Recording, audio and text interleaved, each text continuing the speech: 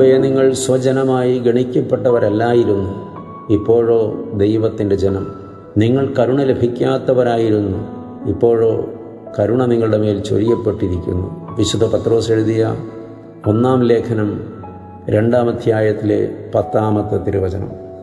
രക്ഷ പ്രാപിക്കും മുമ്പ്, ക്രിസ്തുവിനെ അറിയുന്നതിന് മുൻപ്, ക്രൂശിലെ യാഗത്തിൻ്റെ വില മനസ്സിലാക്കുന്നതിന് മുൻപ്, ക്രൂശിലെ യാഗത്തോട് ഉടമ്പടി വയ്ക്കുന്നതിന് മുൻപ്, ക്രിസ്തുവിൽ ആകുന്നതിന് മുൻപ് നമ്മൾ സ്വന്തം ജനമായി ഗണിക്കപ്പെട്ടവരല്ലായിരുന്നു.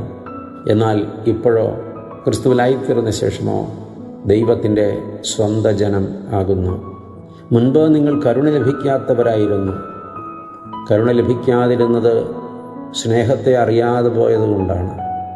എന്നാൽ ദൈവത്തിൻ്റെ കൃപയാൽ ആ കരുണ ഇന്ന് നമ്മുടെ മേൽ ചൊരിയപ്പെട്ടു.